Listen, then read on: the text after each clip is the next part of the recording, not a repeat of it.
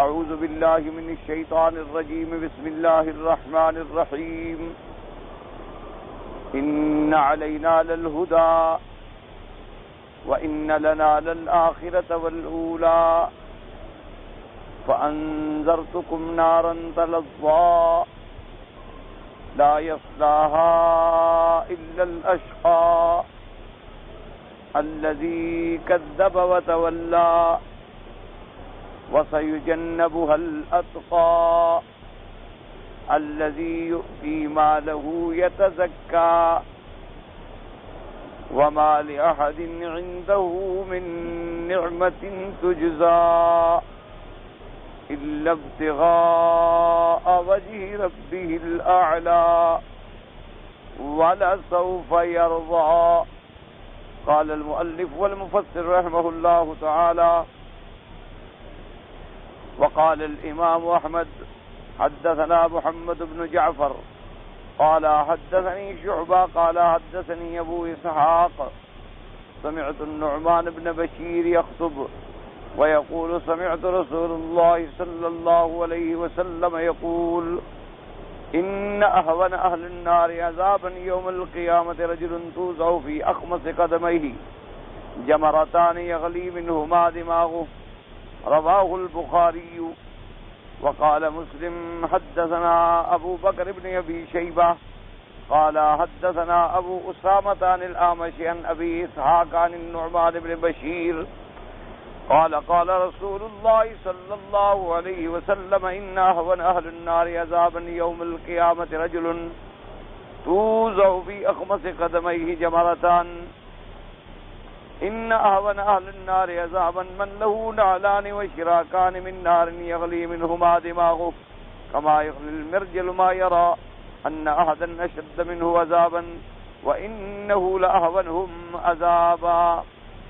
اب مفسر رحمۃ اللہ علیہ سورۃ اللیل کی ان آیات مبارکہ پہ اپنی تفسیر بیان فرماتے ہیں. اللہ تبارک و تعالیٰ نے ارشاد فرما دیا کہ ہم پر ہے کہ ہم ہدایت کر دیں لوگوں پر حلال اور حرام واضح کر. یعنی اللہ تبارک و تعالیٰ نے اس مخلوق کو پیدا فرمانے کے بعد اس مخلوق میں خیر اور شر کی طاقتیں رکھنے کے بعد پھر بھی اللہ نے اپنی مخلوق کو ایسے نہیں چھوڑ دیا کہ وہ جہاں مرضی آئے جائیں بھٹک جائیں مر جائیں ہلاک ہو جائیں.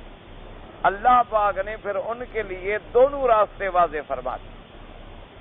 اب ایک سوال یہ بھی پیدا ہوتا تھا کہ اگر اللہ چاہتے تو شر کا مادہ ہی نہ رکھتے، یعنی خیر ہی خیر پیدا فرما دیتے کہ کوئی آدمی دنیا میں برائی کر ہی نہ سکتا، اس میں برائی کا مادہ ہی نہیں، تو پھر امتحان اور اختبار نہ ہوتا. وہ تو پھر ایک جبر والی چیز ہوتی کہ زبردستی اللہ نے ایک آدمی سے ایک چیز کرا دی ہے کہ سب کو مسلمان کر دیا، جبرن سب کو مومن پیدا فرما دیا. یا جیسے انبیاء کے بجائے ملائکہ کو اللہ نے معصوم بنایا ہے لیکن اس طرح کی عصمت کہ وہ گناہ کر ہی نہیں سکتے، یعنی گناہ کرنے کا ان کے اندر مادہ ہی نہیں ہے. اللہ کے ملائکہ جتنے ہیں وہ معصوم ہیں، لا یعصون اللہ ما امرہم ویفعلون ما یؤمرون، کہ وہ اللہ کی نافرمانی کبھی کرتے ہی نہیں اور کام بھی وہی کرتے ہیں جس کا ان کو اللہ حکم دیتے ہیں. حتیٰ کہ ایک دوسری آیت مبارک میں صفات ملائکہ میں اللہ نے ارشاد فرمایا کہ لا یسبقونہ بالقول، یعنی وہ تو صرف قولی طور پر بھی اپنے فرمان خدا بندی پہ سبقت نہیں کرتے کہ جب تک کوئی حکم نہ ملے اللہ کا اس وقت تک وہ بول ہی نہیں سکتے. جیسے فرمایا یوم یقوم الروح والملائکۃ صفا لا یتکلمون الا من اذن له الرحمن وقال صوابا، کہ جب قیامت کے دن میدان حشر کے اندر اللہ کے فرشتے اور جبرائیل صف بستہ کھڑے ہوں گے، بول بھی نہیں سکیں گے جب تک کہ اللہ تبارک و تعالیٰ ان کو اجازت نہ دیں. اسی طرح جیسے صحیح احادیث میں بات ثابت ہے کہ حضور پاک کو وحی کی انتظار ہوتی تھی تو آپ نے ایک دفعہ جبریل علیہ السلام سے فرمایا کہ جبرائیل تم بہت دیر کر دیتے ہو وحی لانے میں، مجھے تمہاری وحی کا اور اللہ کے کلام کا شوق ہوتا ہے. تو حضرت جبرائیل علیہ السلام نے عرض کیا کہ وَأَنَا أَشْوَقُ إِلَيْكَ يَا رسول اللہ، صلی اللہ علیہ وسلم حضور مجھے آپ کی زیارت کا آپ سے زیادہ شوق ہوتا ہے کہ مجھے آپ کی زیارت نصیب ہوگی، آپ کی صحبت نصیب ہوگی، آپ سے کلام نصیب ہوگی، لیکن ہم اللہ کے حکم کے بغیر ہل ہی نہیں سکتے۔ تو جب تک اللہ حکم ہی نہ دے تو ہم وحی کیسے لا سکتے؟ تو اس لیے اب دیکھیں، اب ملائکہ میں چونکہ شر کا مادہ ہی نہیں ہے، جب مادہ ہی نہیں ہے تو ان کا کوئی حساب کتاب ہی نہیں، ان کے لیے کوئی مسئلہ نہیں، بس وہ اللہ کی مخلوق ہے اور جنت میں ہی رہے گی، ہمیشہ جنت میں ہے اور جنت میں رہے گی، اب بھی آسمانوں میں ہے، اب بھی اللہ کی نعمتوں میں ہے اور مرنے کے بعد بھی اللہ کی نعمتوں میں ہو۔ یہ عالم جو اللہ نے بنایا، یہ مخلوق جو اللہ نے پیدا فرمائی، اس دنیا کو اللہ نے دار الابتلاء بنا دیا، دار الامتحان بنا دیا، اور امتحان تب ہو سکتا ہے کہ آدمی میں دونوں قوتیں بھی موجود ہوں اور دونوں میں سے کسی ایک کو اختیار کرنے کی طاقت بھی ہو، پھر اس کے بعد وہ کیا اختیار کرتا ہے اس کے مطابق اللہ تبارک و تعالیٰ کے فیصلے ہو۔ اس لیے اللہ نے فرما دیا کہ ان علینا للہدی، ہم پر تو یہ تھا کہ ہم ہدایت کا راستہ بیان کر دیں، ای نبین الحلال والحرام، ہم حلال اور حرام کو واضح کر دیں۔ اس لیے ان اللہ فرض فرائض و شرع شرائع و حد حدودا، اللہ تبارک و تعالیٰ نے اب فرائض نازل فرما دیے، اللہ نے اپنے شرائع مقرر فرما دیے، اللہ نے اپنے حدود معین فرما دیے، اور ساتھ یہ بھی بتلا دیا کہ تلک حدود اللہ ومن یتعد حدود اللہ فاولئک هم الظالمون، یہ اللہ کی حدیں ہیں، ان حدوں کو جو بھی توڑے گا وہ اپنی جان پہ خود ظلم کرے گا۔ اس لیے ہر انسان کے لیے اللہ نے دونوں مادے بھی رکھ دی، اس کے اندر خیر کی قوت بھی ہے، شر کی قوت بھی ہے۔ اب اسی قوت کو جب وہ خیر میں استعمال کرتا ہے تو باعث اجر و ثواب ہے، اسی قوت کو جب وہ شر میں استعمال کرتا ہے تو باعث عذاب و عقاب ہے۔ اب دیکھیں، اللہ نے انسان میں کھانے کی ایک تڑپ رکھی، اس کو معقولات کی، مشروبات کی، کھانے کی ایک کبھی بھوک ہے، کبھی پیاس ہے، غرض ہے، شہوت ہے، خواہش ہے۔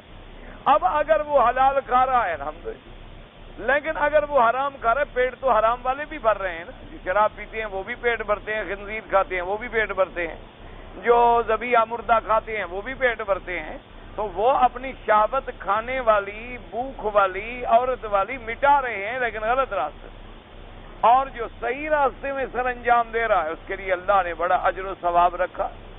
اور اگر ہمیں صحیح راستہ نہ بتاتے اور تمنا رکھ دیتے تو پوری کیسے کرتے؟ تو اس لیے اللہ تبارک و تعالی نے فرمایا کہ ہم نے سب کچھ سمجھا دیا، وَهَدَيْنَاهُ النَّجْدَيْنِ، حتیٰ کہ فرما دے اِنَّا هَدَيْنَاهُ السَّبِيلَ اِمَّا شَاكِرًا وَإِمَّا كُفُورًا، ہم نے تو ہر انسان کو راستے کی ہدایت کر دی ہے، اب اس میں سے کچھ شکر گزار پیدا ہوتے ہیں اور کچھ نہ شکرے پیدا ہوتے ہیں، اور یہ ساری چیزیں چونکہ تقدیر میں لکھی ہوئی ہیں تو اس لیے ہوتا ہے کہ سب قضاء و قدر ہے، کہ اللہ تبارک و تعالیٰ کی تقدیر میں ہر چیز موجود ہے۔ اس لیے فرمایا ان علینا للہدی، اور آگے پھر فرماتی ہیں ان لنا للآخرۃ والاولی، کہ دنیا اور آخرت دونوں ہمارے لیے ہیں۔ کیا معنی؟ کہ اگر تم ہدایت پہ چلو گے تمہارا فائدہ ہے، اگر تم ہدایت پہ نہیں چلو گے تمہارا نقصان ہے، ورنہ دنیا آخرت اللہ کی، اللہ کو تو کوئی نقصان نہیں۔ اگر تم ہدایت پہ چلو تو اللہ کو کوئی فائدہ نہیں، اور اگر تم برائی کرو گے تو اللہ کی ذات کا کوئی نقصان نہیں، کیونکہ وہ تو دنیا و آخرت کے مالک ہے، یہ تو ان کی مہربانی ہے کہ انہوں نے تمہیں حلال اور حرام بتلا دیا۔ اگر اللہ اپنے بندوں کو چھوڑ دیتے کہ بھئی خود ڈھونڈو کیا حلال ہے اور کیا حرام ہے، تو ہم کیا کرتے؟ اللہ تبارک و تعالیٰ بندوں کو چھوڑ دیتے کہ بھئی جانوروں میں خود فیصلہ کرو کہ کون سا جانور حلال ہے اور کون سا حرام ہے، ہم کیا کر سکتے؟ اللہ تبارک و تعالیٰ جتنے پانی پینے کی چیزیں ہیں، شربتیں ہیں، مشروبات ہیں، فرماتے بھی خود ڈھونڈو کون حلال ہے، تو ہم کیسے ڈھونڈ سکتے تھے؟ تو اللہ نے انبیاء بھیجے، اللہ نے کتابیں بھیجی، اللہ تبارک و تعالیٰ نے انبیاء علیہم الصلوات والتسلیم کے ذریعے حلال اور حرام کو واضح کر دیا، حق اور باطل کو واضح کر دیا، صدق اور کذب کو واضح کر دیا، عقائد حقہ اور عقائد باطلہ کو واضح کر دیا، اور اس کے بعد فرمایا فَأَنذَرْتُكُمْ نَارًا تَلَظَّىٰ، اور یہ بھی نہیں کہ ہم تمہیں جہنم سے نہ ڈرائیں، ہم نے تمہیں ڈرایا ہے اس آگ سے جو آگ بھڑکنے والی ہے، اس آگ سے بھی ہم نے تم کو ڈرا دیا ہے، اس جہنم سے بھی ہم نے تم کو ڈرا دیا ہے، اور جہنم کی تمام کیفیات بھی تمہیں بتلا دی ہیں، اور پھر جب جہنم اتنی شدید ہے اس سے بچنے کا راستہ بھی تم کو بتلا دیا ہے، اور اس میں گرنے کی صفتیں بھی تم کو بتلا دی ہیں کہ تاکہ تم راستہ ہدایت کا اختیار کرو اور برائی سے بچو۔ اس لیے فرماتی ہیں کہ امام احمد رحمۃ اللہ علیہ نے ایک حدیث مبارک نقل فرمائی ہے کہ حضرت نعمان ابن بشیر رضی اللہ تعالی عنہ صحابی ہیں میرے آقا حضرت محمد الرسول اللہ کے صلی اللہ علیہ وعلا آلہ واصحابہ وسلم تسلیما کثیرا کثیرا، اللہ کے کروڑوں صلاۃ و سلام ہوں آپ کی ذات مبارک پر۔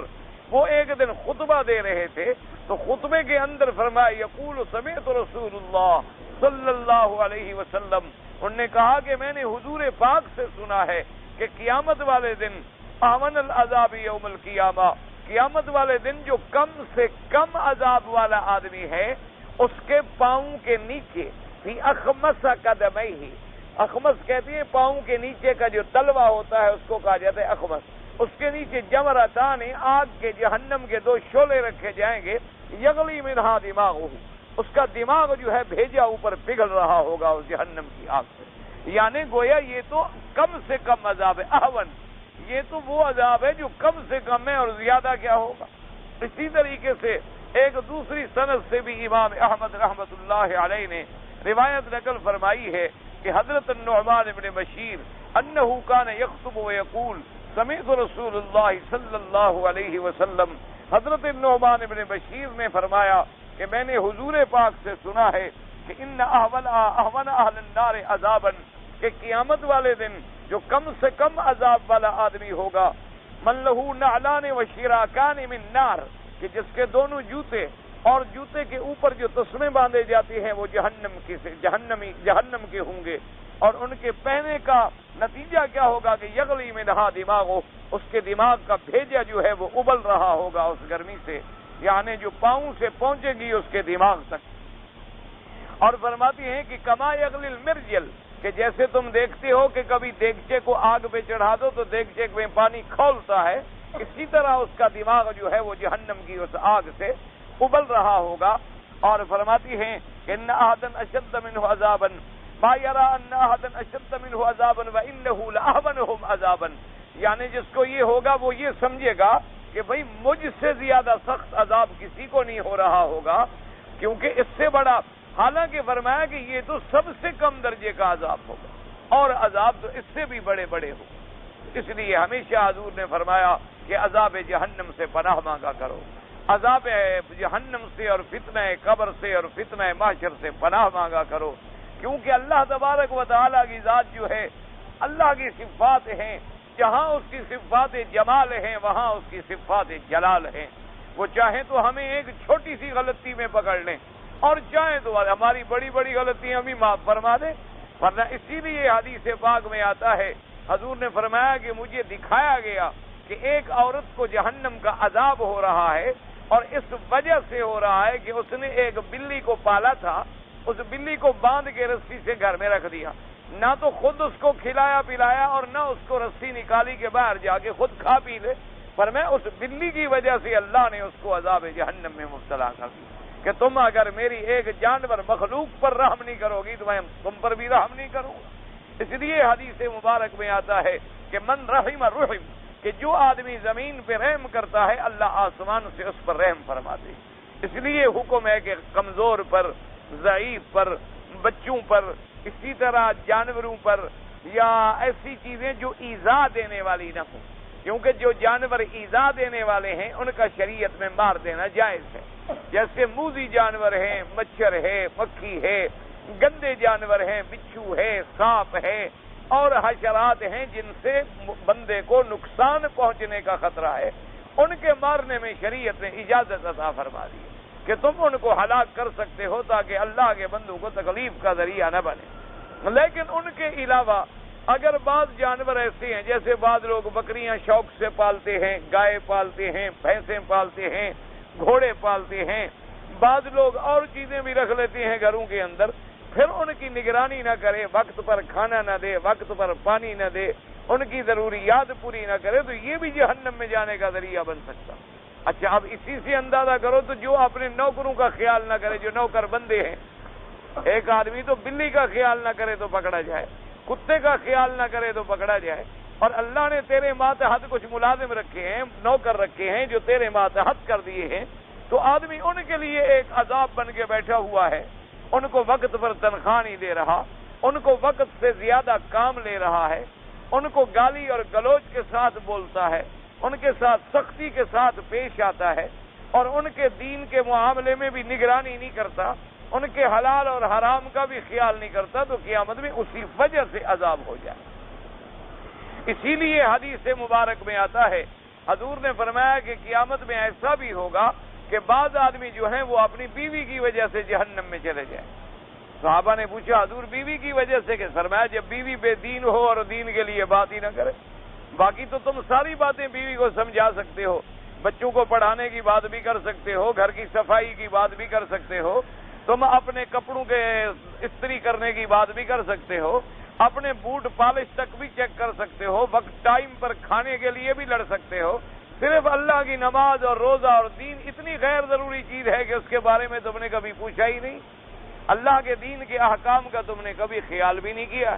تو فرمایا کبھی ایسے بھی ہوگا کہ آدمی خود تو بڑا اچھا ہوگا لیکن بیوی کی وجہ سے جہنم میں گر جائے گا، اور فرمایا کبھی آدمی تو بہت اچھا ہوگا لیکن اپنے بچوں کی وجہ سے جہنم میں جائے گا، اور فرمایا کبھی آدمی خود تو بڑا اچھا ہوگا لیکن اپنے دوستوں کی وجہ سے جہنم میں جائے گا، کہ تم نمازی ہو دوست بے نماز ہیں، تم روزے والے ہو اور دوست بے روزے والے ہیں، تم مسلمان ہو حلال پیتے ہو اور یاری ان لوگوں سے ہے جو نشہ کھاتے ہیں، جو چرس پیتے ہیں، جو شرابیں پیتے ہیں، جو حرام کھاتے ہیں، کہ ابھی میں جی کیا کروں، میری تو دوستی ہے، ہمیں تو جی یار کی یاری سے کام ہے، ہمیں یار کے افعال سے کیا کام ہے۔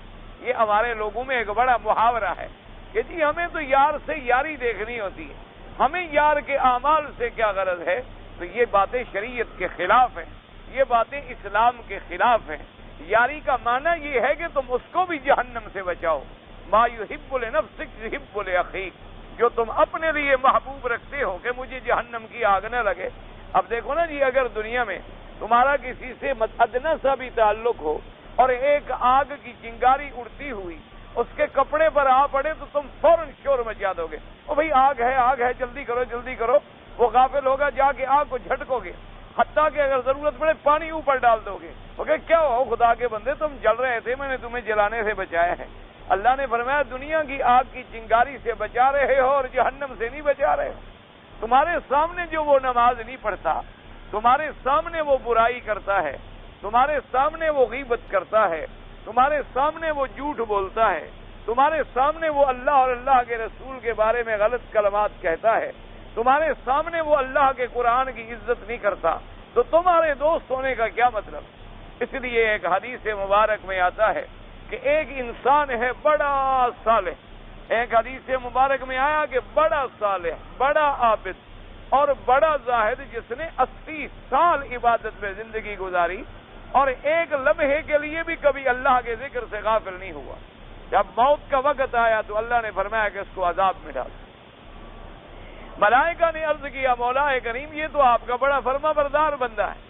اللہ نے فرمایا خود تو بڑا فرما بردار ہے لیکن اس کی بستی میں جب گناہ ہوتے تھے تو ایک دن بھی اس کے ماتھے پہ بل نہیں پڑا، اس نے امر بالمعروف نہیں کیا، اس نے نہی عن المنکر نہیں کیا۔ خود اگر نیک ہو گیا تو کیا ہو گیا؟ اس کی ذمہ داری تھی کہ اگر اس کی بستی کے اندر، اور اسی طرح ایک حدیث مبارک میں ہے کہ اگر تمہارے محلے میں، اگر تمہاری بستی میں، اگر تمہارے گھر میں، اگر تمہارے علاقے میں کوئی گناہ ہو رہا ہے اور حضور نے فرمایا تمہارے اندر طاقت ہے کہ اس کو روک سکتے ہو اور پھر تم نے نہیں روکا، یوشک ان یعمہم اللہ بعقاب، فرمایا قریب ہے اور میں ڈرتا ہوں کہ اللہ ان سب بستی والوں پر عذاب ڈالے اور وہ آدمی بھی عذاب میں چلا جائے گا جس نے منع نہیں کیا۔ اسی طرح ایک حدیث مبارک میں آیا کہ ایک آدمی ہے، اس کے ساتھی بڑے گناہگار ہیں، اس کے ساتھی جو ہیں بڑے فاسق فاجر ہیں، لیکن ان میں رہتے ہوئے وہ خود نماز بھی پڑھتا ہے، روزہ بھی رکھتا ہے اور انہیں بھی امر بالمعروف کرتا ہے، انہیں بھی نہی عن المنکر کہ یہ برا کام ہے یار، یہ کام نہ کرو، یہ گناہ ہے، عذاب کا کام ہے، روکتا رہتا ہے۔ تو اللہ تبارک و تعالی نے فرمایا کہ باوجود ان کے اندر رہنے کے اللہ ان میں سے اس کو شمار نہیں کرے، ان کو شمار نہیں کرے۔ اسی طرح حدیث مبارک میں ہے کہ اگر تیرے دوست ہیں وہ شرابی ہیں، مثلاً وہ شراب پیتے ہیں اپنے گھر میں، تم ان کے ساتھ نہیں شریک ہوتے ہو، لیکن ہیں تمہارے دوست، تو اللہ نے حدیث میں آتا ہے خدا حکم دیں گے فرشتے کو اس کو بھی ان کے ساتھ لکھ دو۔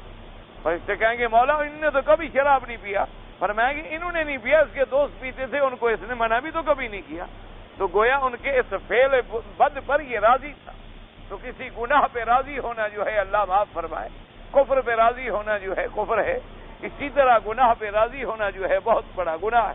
تو فرمایا قیامت والے دن وہ تو یہ سمجھے گا کہ مجھے سخت عذاب ہو رہا ہے، ما یری احد اشد عذابا منہ یوم القیامہ وانہ لاحونہم عذابا۔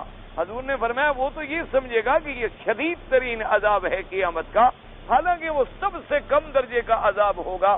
کہ کیا ہوگا کہ اس کے فی اخمص قدمیہ جمرتان، اس کے پاؤں کے نیچے تلوے کے اندر جہنم کے 2 شعلے رکھے جائیں گے، یغلی منہا دماغو، اس کا دماغ جو ہے وہ ایسے ابل رہا ہوگا جہنم کے اس عذاب سے۔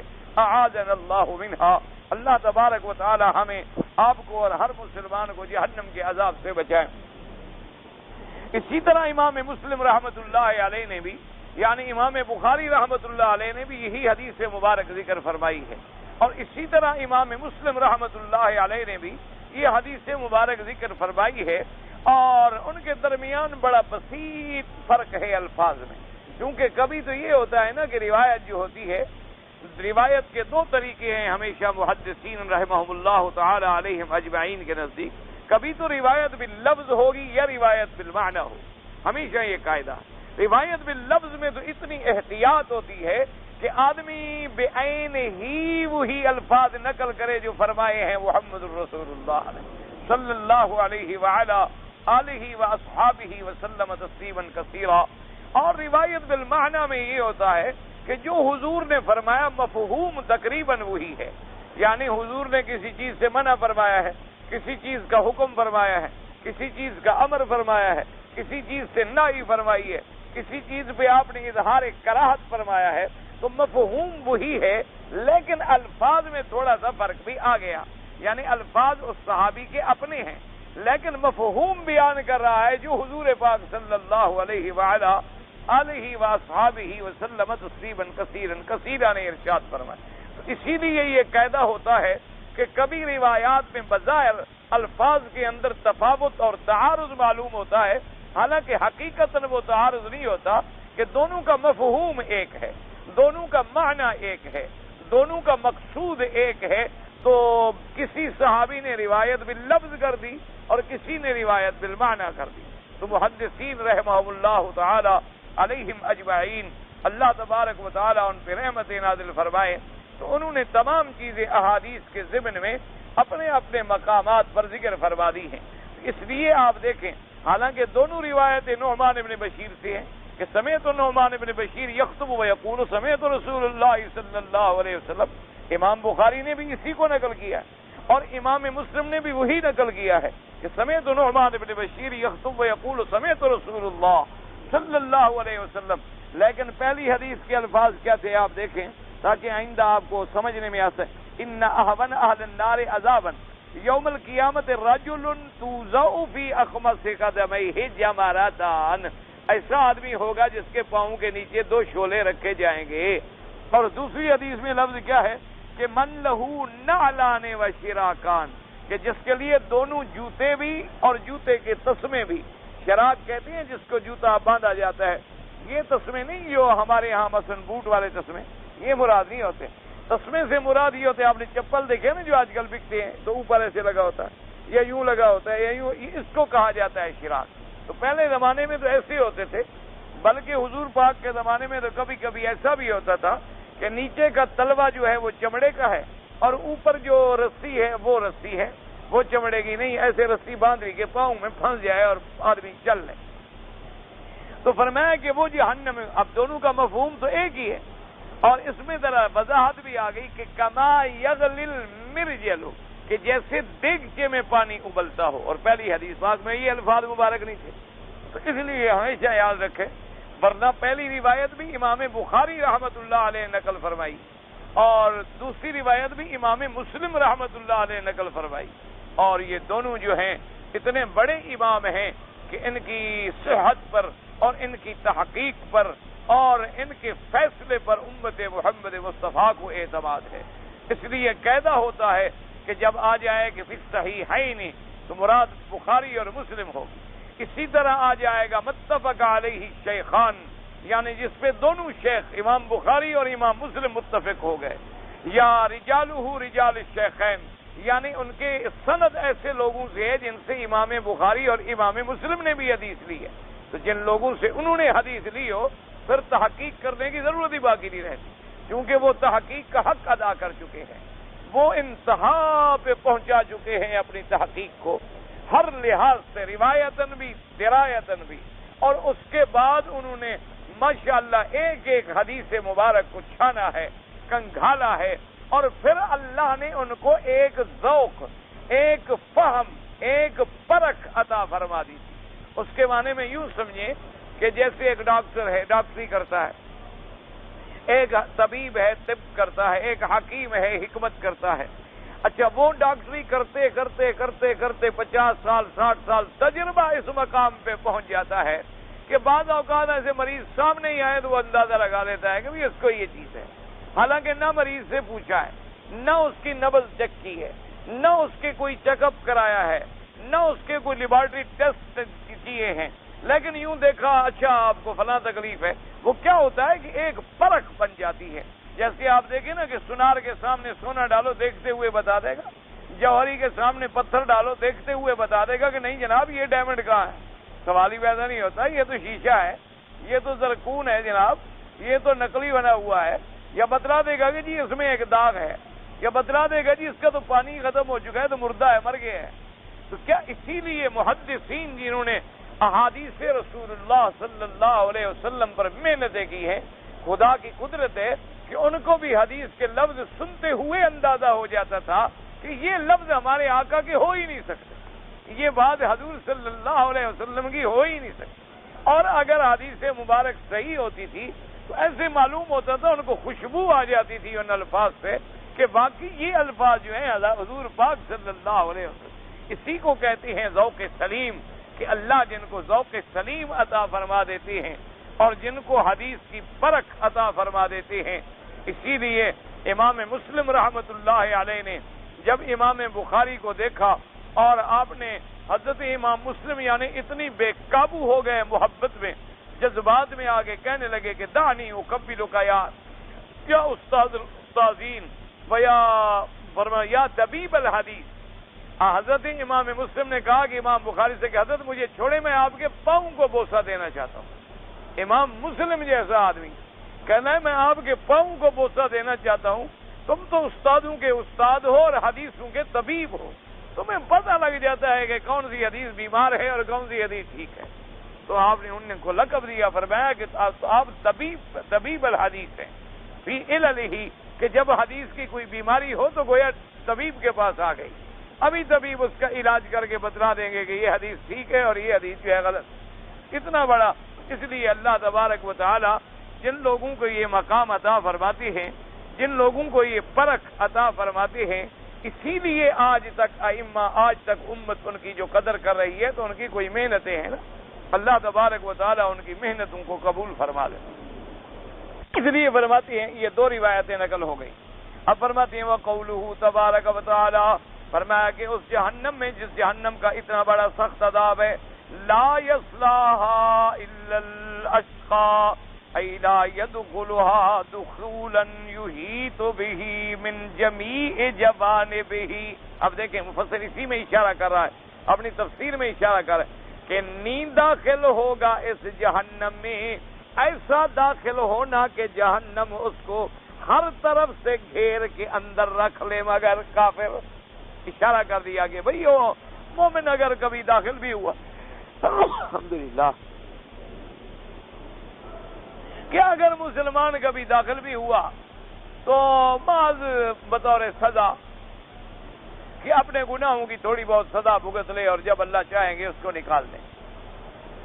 لیکن کہتے ہیں کہ ایسا دخولاً یحیط بہ من جمیع جوانبہ، یعنی ایسا داخل ہونا کہ آگ اس کو ہر طرف سے ڈھانپ لے، یہ کافر کے لیے ہوگا، مسلمان کے لیے نہیں ہوگا۔ اللہ تبارک و تعالی یعنی یوں سمجھ لیں، بعض علماء نے ایک اچھی تشبیہ دی ہے بیان کرنے کے لیے۔ انہوں نے کہا دیکھو نا کہ سونار کو جب سونا دیتے ہو اس کو بھی تو آگ میں ڈالتا ہے، تو آگ میں کیوں ڈالتا ہے؟ ذرا دیکھنے کے لیے کہ اس میں گند کتنا ہے، کھوٹ کتنا ہے اور خالص کتنا ہے۔ اگر کسی مسلمان کو جہنم میں ڈالا بھی گیا تو بس اسی لیے کہ ذرا گناہ شنا ختم ہو جائے، پاک ہو جائے، تاکہ جنت میں جانے کے قابل ہو جائے اور لائق ہو جائے اور صاف ہو جائے۔ اور ایک ہوتا ہے کہ آپ لکڑی کو آگ میں ڈالتے ہیں کہ جلتے جلتے کولا بن جائے، تو وہ بھی تو ڈالی جاتی ہے۔ اور ایک چیز کو آپ آگ میں ڈالتے ہیں کہ ذرا گرم ہونے کے بعد فیصلہ ہو جائے کہ اس میں گند کتنی تھا اور خالص چیز کتنی تھی۔ اسی لیے جیسے علماء نے فرمایا کہ اب دیکھو کہ ایک کپڑا ہوتا ہے، اور بعض علماء نے بڑی اچھی تشبیہ دی ہے۔ انہوں نے کہا خدا کے بندے دیکھو، تم کپڑا پہنتے ہو، تمہارے کپڑے کو پیشاب کا قطرہ لگ گیا، تمہارے کپڑے کو گندگی لگ گئی، تمہارے کپڑے میلے ہو گئے، تم وہ کپڑے علیحدہ پھینکتے ہو دور، کہتے ہیں چھوڑ چھوڑ چھوڑ، بچے اگر ہاتھ لگائیں کہتے ہاتھ نہ لگانا، گندے کپڑے ہیں، گندے ہیں، گندے گندے، ان کو ہاتھ مت لگانا، خیال کرنا، دور پھینک دیتے ہو۔ پھر علیحدہ اس کی گٹھڑی باندھ کے اور دور پھینکتے ہو، کہیں مجھے بو بھی نہ آئے، اور پھر دھوبی کو دیتے ہو، دھوبی لے جاتا ہے، اس کو جناب آگ پہ چڑھاتا ہے، پانی میں کھولتے ہوئے گرم پانیوں میں ڈالتا ہے، اس کے اندر پھر پاؤڈر ڈال کے صفائیاں کر رہا ہے، اور کبھی دیہات ہو تو اس کپڑے کو لے کے پھٹے پہ مار رہا ہے، زور لگ جائے، اتنی سزا دیتے ہو، اور میرے گناہ کرو میں تمہیں کچھ نہ کہوں۔ تمہارے کپڑے کو معمولی سی گندگی لگ گئی، تمہارے کپڑے کو پیشاب کا کبھی تم اس کو پھینکتے ہو، کبھی دور کرتے ہو، کبھی دھوبیوں کو دیتے ہو، کبھی آگ کے گرم پانی میں ڈلواتے، اور پھر بھی ٹھیک نہیں ہوتے تو کلوریکس کا اوپر تیزاب پھینکواتے ہو، پھر بھی ٹھیک نہیں ہوتا تو پھر پھٹے پہ اسے مرواتے ہو۔ فرمایا ایک کپڑے کو پاک کرنے کے لیے تم کتنی محنت کر رہے ہو، اگر تم سے گناہ ہو جائے تو میں نے بھی تو بندے کو پاک کرنا ہے، اس لیے اس کے لیے بھی اگر عذاب ہوگا تو اس کو پاک کرنے کے لیے ہوگا۔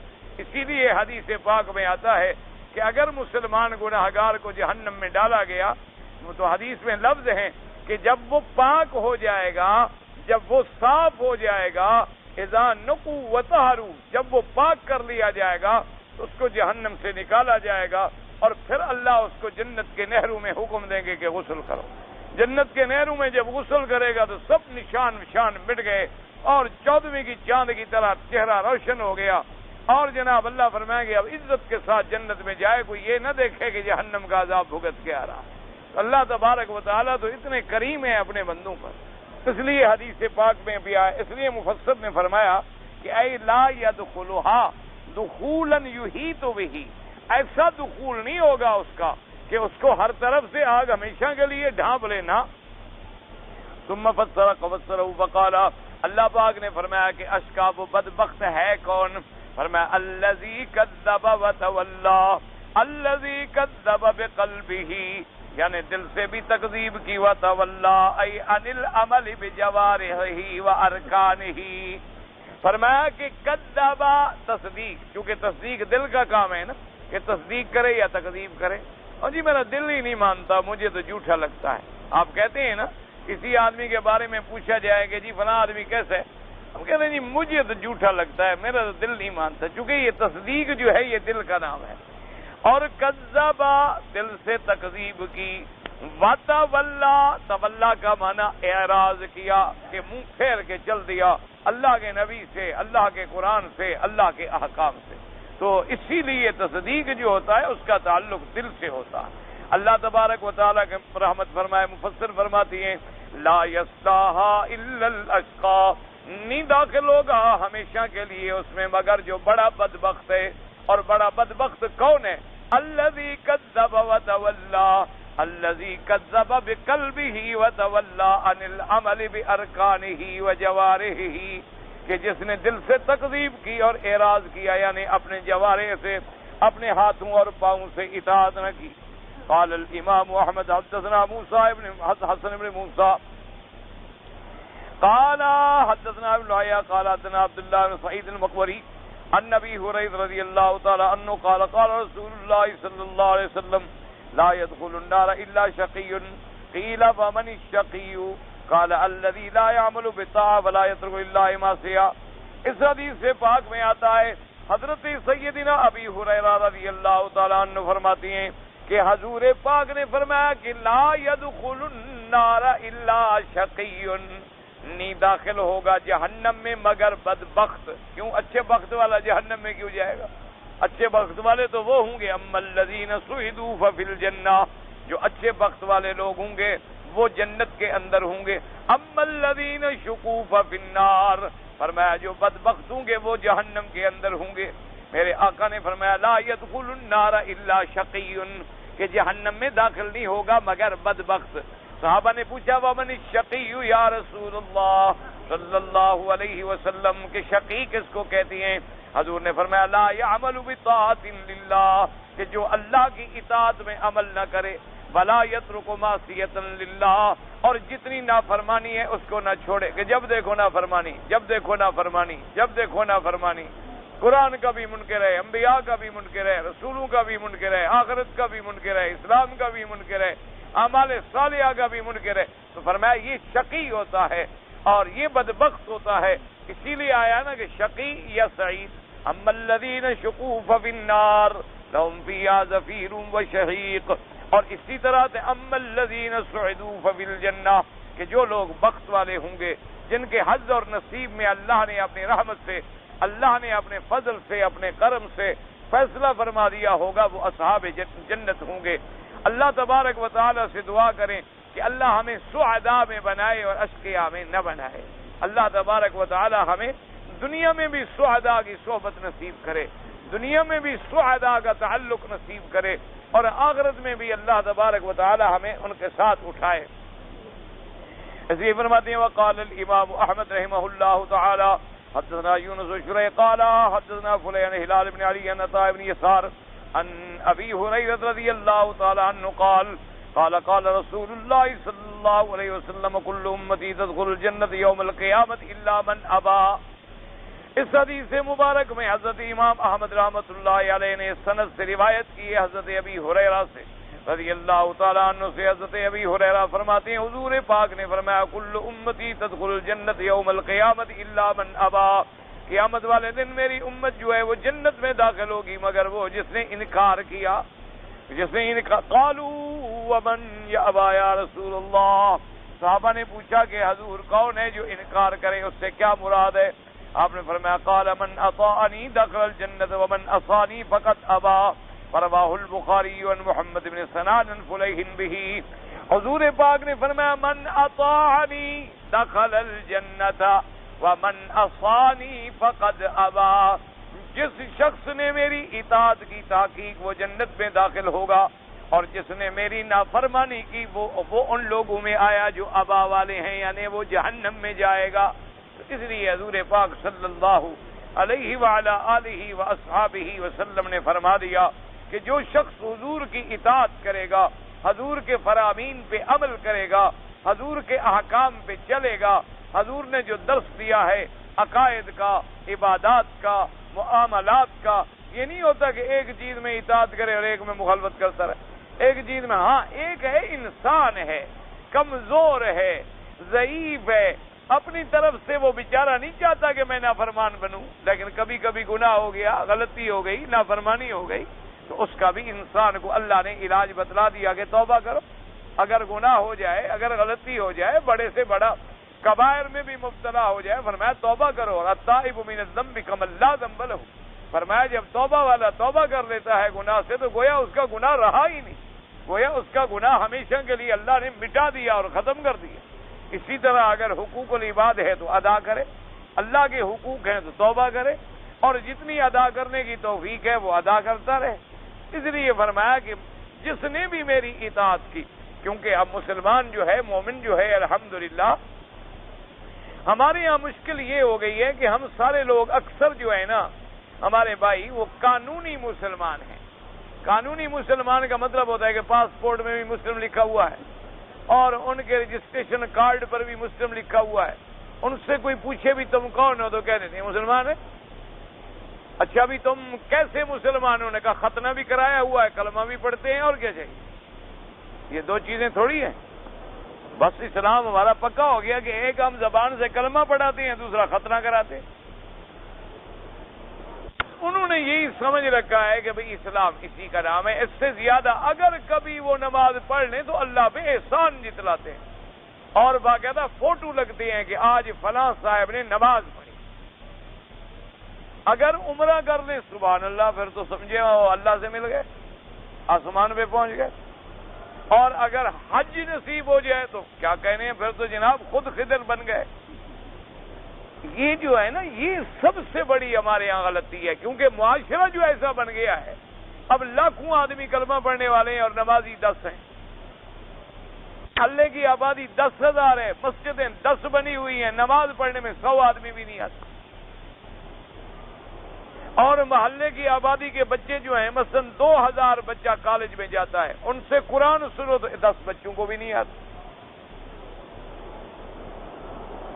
ان سے نماز پوچھو 10 بچوں کو بھی نہیں آتی. تو ہم لوگوں نے یہ سمجھ لیا ہے کہ اسلام قانونی جو ہے نا وہ کافی ہے. وہ اس کا نام پاسپورٹ میں لکھا ہوا یہودی بس یہودی ہے, اس کا نام لکھا ہوا عیسائی عیسائی ہے, ہمارا لکھا مسلمان ہے. بس جب ہم نے پاسپورٹ میں لکھ دیا مسلمان تو بس ٹھیک ہے, مسلمان ہو گئے, ختم ہو گئی بات. آئیڈینٹی کارڈ میں جی ہم نے باقاعدہ لکھوایا ہوا ہے کہ ہم مسلمان ہیں.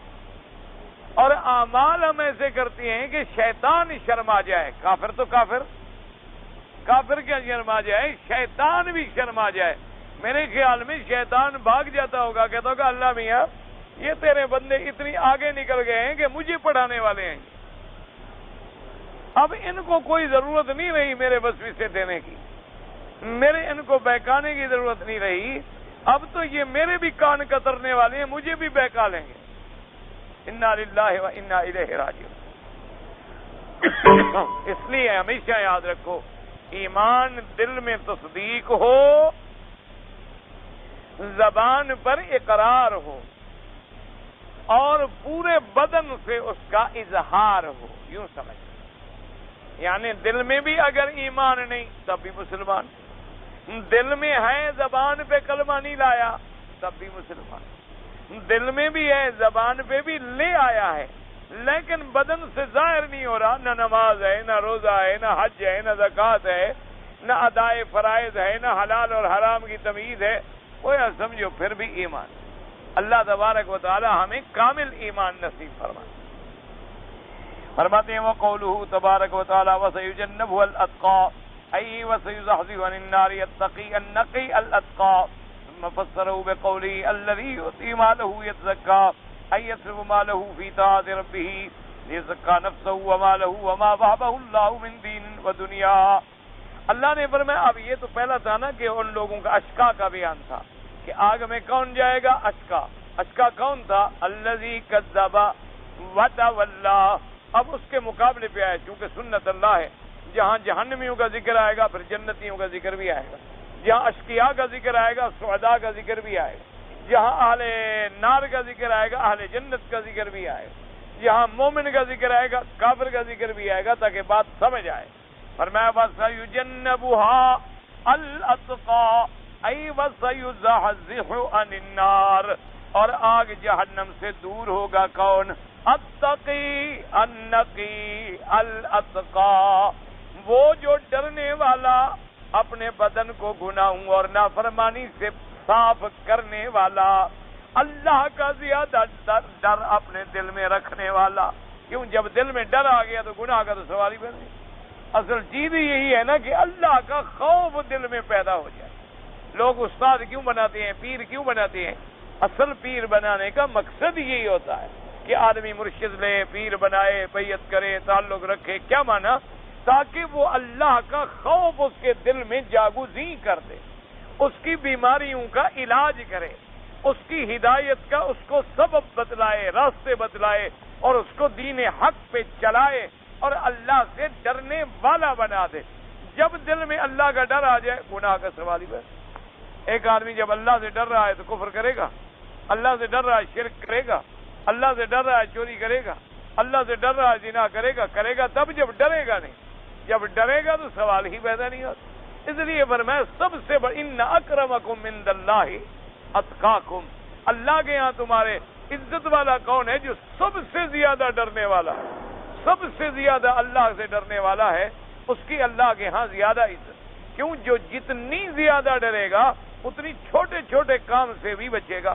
جیسے کہ میں نے پہلے بھی شاید کبھی عرض کیا تھا، حضرت حاجی امداد اللہ صاحب رحمۃ اللہ علیہ، ان کے بارے میں کتابوں میں لکھا ہے کہ پرانے زمانے کا واقعہ ہے. اس وقت لوگ جو ہے اونٹوں پہ سفر کرتے تھے مدینہ منورہ کا. کاریں، موٹریں اور بسیں اور ٹرک یہ چیزیں تو تھی نہیں، اونٹوں پہ سفر ہوتا تھا. تو آپ نے ایک اونٹ کرائے پر کیا اور بدو سے بات کر لی کہ بھئی یہ میرا سامان ہے اور میں نے مدینہ پاک جانا ہے، کتنا کرایہ ہوگا؟ اس نے کہا حضرت اتنی کرایہ ہوگا. طے ہو گئی بات، وقت مقرر ہو گیا. ان کے ایک دوست سے ملنے والے تھے، وہ حضرت کی خدمت میں آئے. ایک لفافہ لے کر ایک خط تھا اور کہا کہ حضرت آپ چونکہ مدینہ منورہ جا رہے ہیں تو اگر مہربانی ہوگی کہ میرا خط جو ہے فلاں آدمی کو مدینہ شریف میں دے دیں. تو آپ نے فرمایا کہ بھی بالکل ٹھیک ہے، مجھے کوئی اعتراض نہیں، میں آپ کا خط پہنچا دوں گا انشاءاللہ، لیکن 1 منٹ ٹھہر جاؤ، وہ بدو آ جائے. تو اس نے کہا حضرت میرے خط کا بدو سے کیا تعلق ہے؟ خط آپ نے لے جانا ہے. فرمایا جب میں نے اس کو سامان دکھایا ہے تو اس سامان میں تمہارا خط شامل نہیں تھا. تو اب یہ خط کا جو وزن بڑھ رہا ہے تو قیامت میں اس کا جواب کون دے گا اللہ کو؟ ہم تو بہادری یہ سمجھتے ہیں نا کہ 20 کلو کی اجازت ہے، 50 کلو چڑھا دو. ہم سمجھتے ہیں یہ بڑا کام کا آدمی ہے جی، 20 کلو لے جانا تھا، 50 کلو کندھے پر، 10 کلو ہاتھ میں، باقاعدہ ماشاءاللہ کارٹون بن کے 200 کلو جی سامان نکال. یہ نہیں ہے کہ قیامت میں حقوق العباد ہے. ہم اپنی عزت یہ سمجھتے ہیں کہ ہم گئے اور انہوں نے کہا کہ حضرت اچھا آپ کا سامان کہاں ہے؟ ٹھیک ہے جی وکیل صاحب کا سامان ہے، ٹیگ لگاؤ اور ڈال دو. اس کے باپ کا جہاز ہے جو کہہ رہا ہے، وہ مالک ہے جو، وہ تو نوکر ہے، وہ تو ایک ملازم ہے، کاؤنٹر پہ کھڑا ہے، اس کی ڈیوٹی اگر کہہ رہا ہے خیانت کر رہا ہے اور تم جانتے ہو کہ اس کو چھوڑ دینے کا کوئی اختیار نہیں. اس نے اپنے محکمے سے بددیانتی کی، اپنے کمپنی سے بددیانتی کی، اس نے اپنے حقوق میں خیانت کی، اپنی نوکری میں خیانت کی، اور تم اس کو بہادری سمجھ رہے ہو کہ جناب میں اتنی سامان لے کے نکل گیا. لیکن یہ پتہ تو قیامت میں لگے گا جب ایک بولے گا ہمیں حساب دینا ہوگا. آج تو ہم نکل گئے. بڑے بڑے ماشاءاللہ عقل والے کہتے ہیں جی ہم تو جناب 1 ریال ڈالتے ہیں اور فون کر لیتے ہیں 50 ریال کا. وہ اللہ کے بندے، تم میں بندہ نہ دیکھے، انسان نہ دیکھے، مشین نہ دیکھے، خدا بھی دیکھ رہا ہے کہ نہیں دیکھ رہا؟ اس کے ہاں کوئی حساب کتاب ہوگا کہ نہیں ہوگا؟ اگر وہ حساب کیا ہے کہ فَمَن يَعْمَلْ مِثْقَالَ ذَرَّةٍ خَيْرًا يَرَهُ وَمَن يَعْمَلْ مِثْقَالَ ذَرَّةٍ شَرًّا يَرَهُ. اگر اچھا کام ذرے کے برابر ہے تو حساب ہوگا، اگر ذرے کے برابر برائی ہے تو اس کا بھی حساب ہو. اب جناب جیسے آپ جاتے ہیں، مثال کے طور پر آپ کے پاس ایک چیز ہے، آپ کا وہ حق بنتا تھا 10 روپے کا، آپ نے 10.25 لے لیے ہیں، تو یہ 1.25 جو آپ نے لیا ہے یہ آپ کے لیے ظلم ہے، آپ کے لیے حرام ہے، آپ نے دھوکہ دیا ہے. اللہ تبارک و تعالی اس لیے فرماتی ہیں کہ جنت میں وہ جائے گا اور جہنم سے وہ آدمی دور ہو جائے گا جو تقی ہو، نقی ہو اور اتقا ہو. تینوں لفظ جمع کر دیے مفسر نے کہ جو تقی ڈرنے والا، نقی صاف ستھرا، اتقا بہت زیادہ اللہ کا ڈر دل میں بسانے والا، اللہ اس کو جہنم سے دور کر دیں گے. اس لیے ایسی چھوٹی، حتیٰ کہ آپ دیکھیں کہ جب کافروں کے خلاف، انگریزوں کے خلاف ہمارے علماء نے، ہمارے اکابر نے ترک موالات کی ایک تحریک چلائی تھی کہ بھی انگریزوں کے معاملات سے بائیکاٹ کرو، کہ ہم انگریزوں کو نہیں مانتے. اب انہوں نے جناب گاڑی پہ تو سفر کرنا ہوتا تھا، اور ٹرین اور گاڑیاں اور سارا کچھ یہ تو انگریزوں کا تھا. تو وہ اتنی احتیاط کرتے تھے کہ جتنے پیسوں کا ٹکٹ بنتا ہے اتنے پیسے خیرات کر دو، کسی غریب کو دے دو، تاکہ ہمارے کھاتے میں تو نہ رہے نا. اور ٹکٹ نہیں لیا، ٹکٹ نہیں لیتے بھی، ہم نے تو ان کو ماننا نہیں ہے، لیکن اتنا جو نقصان کر رہے ہیں تو کسی نہ کسی طرح ادا ہو جائے. اس لیے بعض علماء نے اتنی احتیاط کی ہے کہ یعنی ساری زندگی جو تنخواہ لیتے رہے مدرسے سے، جب موت کا وقت قریب آیا حساب کر کے ساری واپس کر، کہ اب اللہ نے ہمیں پیسے دے دیے ہیں مدرسے والے واپس کر. کیوں؟ پتہ نہیں، میں نے تنخواہ لی 8 گھنٹے کی اور 7.25 گھنٹے پڑھایا ہو. میں نے تنخواہ لی ہے 8 گھنٹے کی اور میں نے 7 گھنٹے پڑھایا ہو. تو 1 گھنٹہ جو میں کھاتا گیا، 1 گھنٹہ اگر روز مہینے کا کھاؤ تو مہینے میں تو 30 گھنٹے کھا گئے. آپ کتنے دن آپ کے ذمہ پڑ گئے؟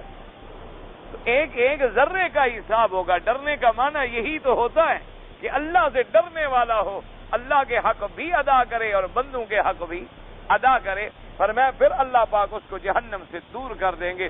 اور اس کی پھر اللہ نے تفسیر بیان کی کہ وہ اتقا کون ہے, الذی یؤتی مالہ یتزکا, کیونکہ مال کا خرچ کرنا بڑا مشکل ہے نا. یصرف مالہ فی طاعت ربہ, اللہ کی طاعت میں اپنا بدن بھی خرچ کرتا, مال بھی خرچ کرتا ہے. لیزکا نفسہ ومالہ, تاکہ بدن کو بھی پاک کر لے, اپنے مال کو بھی پاک کر لے. وما وہبہ اللہ من دین و دنیا, جو اللہ نے اس کو دین اور دنیا کی نعمتیں دی ہیں. کیونکہ قاعدہ ہوتا ہے آدمی بدل لگا دیتا ہے. آپ کو کہیں نا بھی نماز پڑھنے یار 4 رکعت ذرا نفل پڑھ لو گے, آپ کو کہیں کہ 10 ریال خیرات کر رہی ہے, ذرا مشکل ہوتا ہے.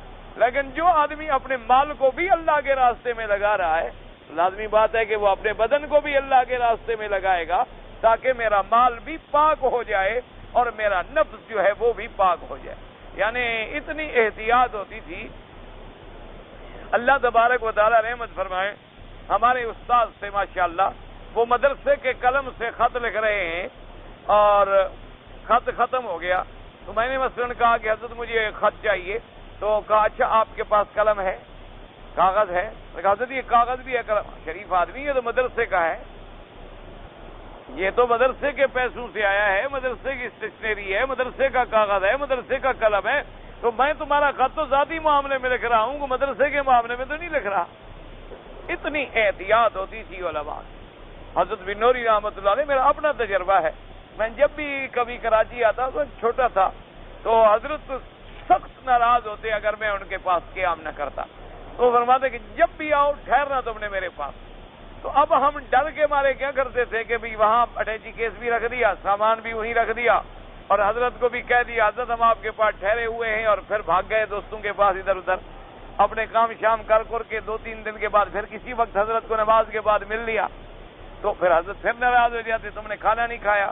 میں نے کہا حضرت کام ہوتا ہے تو دیر ہو جاتی. اچھا پھر کھانا مدرسے سے لیا, مدرسے سے کھانا منگوا لیتا کبھی کبھی کہ حضرت ناراض نہ ہوں, اور ساتھی آ جاتے کھانا منگوا لیتے اور کھلا دیتے ان کو. تو جب میں جانے لگتا تو حضرت بلاتے اپنے مسجد, کبھی کتنے دن کھانا کھایا ہے؟ انہوں نے کہا جی 4 دن کا. کہا میری تنخواہ سے کاٹ لیں, یہ میرے مہمان ہیں, مدرسے کے مہمان نہیں. جب میرے مہمان ہیں تو کھانے کا پیسے میں نے دینے ہیں, مدرسے نے تو ان کو دعوت نہیں دی تھی, نہ مدرسے کا انہوں نے کوئی کام کیا ہے کہ مدرسے کا کھائیں. یعنی اندازہ کرو تقوی کا. اور آج تو جناب پورے کے پورے زکاتیں ہضم ہیں اور صدقات ہضم ہیں, اور نہ حلال کا پتہ ہے اور نہ حرام کا پتہ ہے. آج تو بڑا اسی کو کہتے ہیں جو بہت زیادہ کھانے والا, وہ بڑا ہوتا ہے. اللہ تبارک و تعالیٰ سے دعا کرو اللہ ہمیں بچائے, اللہ اپنی رحمت سے بچائے, ورنہ ہم بندے ہیں, ہماری کیا طاقت ہے کہ ہم بچ سکیں. تو اللہ پاک آپ کو بھی اور مجھے بھی حرام سے بچائے اور حلال کی توفیق دے. ایک عورت کو ایام آئے حیض کے, لیکن جو اس کے دن مقرر ہیں اس سے بعد بھی خون آ رہا ہے, تو یہ قاعدہ ہوتا ہے کہ بھئی بعض جگہ پانی بدل جانے سے, فضا بدل جانے سے, ہوا بدل جانے سے ایام میں گڑبڑ ہو جاتی. اور کبھی اور بیچاری وہ گولیاں کھاتی ہیں تاکہ ان دنوں میں مجھے حیض نہ آئے اور میں پاک رہوں, ان سے اور زیادہ گڑبڑ ہو جاتی ہے ماشاءاللہ. تو پہلے 5 دن آتا تھا, پھر 20 دن آتا رہتا ہے. گولی کا فائدہ یہ ہوتا. تو بہرحال اس کا مسئلہ یہ ہے, علماء نے لکھا ہے کہ وہ اپنی عادت پوری کر لے بس.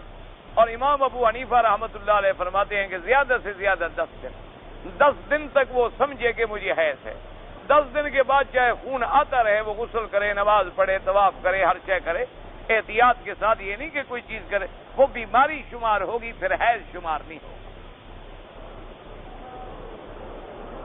کہتے ہیں جی ہمارے ملک میں تو سید بہت زیادہ ہیں, اور یہاں مکہ مکرمہ اور مدینہ منورہ میں تم جانتے ہو کہ یہاں نہیں ہیں, یہاں بھی بہت زیادہ ہے ماشاءاللہ. مدینہ منورہ میں بھی سید ہیں, مکہ مکرمہ میں بھی سید ہیں, لیکن ہمارے یہاں چونکہ بھیک مانگتے ہیں, پیر بنتے ہیں, نظر زیادہ آتے ہیں. یہاں اللہ سے مانگنے والے ہیں, تمہیں نظر کیوں آئیں؟ نہ کبھی تمہارے پاس وہ بھیک مانگنے آئیں گے, نہ تم سے کوئی بوہل لینے آئیں گے, نہ نظر نیاز, نہ چڑھاوے پہ آئیں گے. اس لیے تمہیں نظر نہیں آتے, ورنہ الحمدللہ یہاں بہت سید ہیں, مدینہ منورہ میں بہت سید ہیں. اور حضور صلی اللہ علیہ وسلم کی اولاد پورے دنیا میں موجود ہے، ہر ملک میں الحمدللہ موجود ہے، گو وہ اولاد حضرت فاطمہ کے بطن سے ہے، کیونکہ حضور صلی اللہ علیہ وسلم کا کوئی بیٹا یعنی زندہ نہیں رہا، آپ کے تمام بیٹوں کی وفات ہو گئی، پھر اللہ نے آپ کی بیٹیوں کو اولاد دی، اولاد کی اولاد، اولاد کی اولاد، اولاد کی اولاد جو ہے وہ آگے چلی، لہذا الحمدللہ مکے میں بھی ہیں، مدینہ میں بھی ہیں، ہر جگہ ہیں، لیکن فرق یہی ہے کہ یہاں اللہ سے مانگنے والے ہیں، وہاں تم سے مانگنے والے ہیں، جو تم سے مانگے وہ نظر آئے گا، جو اللہ سے مانگے وہ کیسے نظر آئے گا، ورنہ ہر جگہ ہے الحمدللہ، فکر نہ کرو تو۔ اگر کوئی آدمی اپنے پاس تصویر رکھتا ہے کوئی ایسی بات نہیں، حضور پاک نے تو ہمیشہ انگلیوں پہ پڑھا ہے، یہ بات یاد رکھیں، سبحان اللہ سبحان اللہ سبحان اللہ سبحان اللہ سبحان اللہ الحمدللہ الحمدللہ اللہ اکبر انگلیوں پہ پڑھا ہے، تاکہ ایک ایک پور ایک ایک جوڑ قیامت میں گواہی۔ اور بعض لوگوں نے سمجھا ہے کہ جیسے ہم مثلا گاڑی پہ چڑھ کے نماز پہ آ جائیں، یا جیسے ہم نے سپیکر رکھ لیا اور آواز تاکہ لوگوں کی نماز ٹھیک ہو جائے، اس لیے کہ بھی اس کے ذریعے اگر ہمیں ذکر یاد آ جاتا ہے ہم کچھ نہ کچھ پڑھ لیتے ہیں، تو انہوں نے کہا کوئی ایسی بات نہیں۔ بعض صحابہ رضوان اللہ علیہ مجمعین سے یہ آتا ہے کہ ان کے پاس ایک ضعیف حدیث ہے کہ گٹھلیاں تھیں، بعض میں آتا ہے دھاگا تھا، اس پہ انہوں نے گرہ لگا دی تھی، ایسی باتیں بھی ملتی ہیں۔ بہرحال افضل اعلیٰ اولا یہ ہے کہ آدمی انگلیوں پہ پڑھے اور بغیر حساب کے پڑھتا رہے، اللہ تبارک و تعالیٰ اس کو زیادہ سے زیادہ اجر عطا فرمائیں۔ اور اگر کوئی لوگ رکھتے ہیں تصویر تو کوئی ایسی لڑائی جھگڑے والی بات نہیں ہے، بہر صورت سنت وہی ہے کہ انگلیوں پہ پڑھیں۔ بچوں کو پیدا کرنے سے روکنا حرام ہے یا حلال؟ قرآن کہتا ہے لا تقتلوا اولادکم، حرام ہے، سیدھی بات ہے۔ ایسے بھی لوگ ہیں جو بچے بند نہیں کرتے، ان کے بچوں کی تعداد 12-13 ہو جاتے، تمہیں کیا تکلیف ہے؟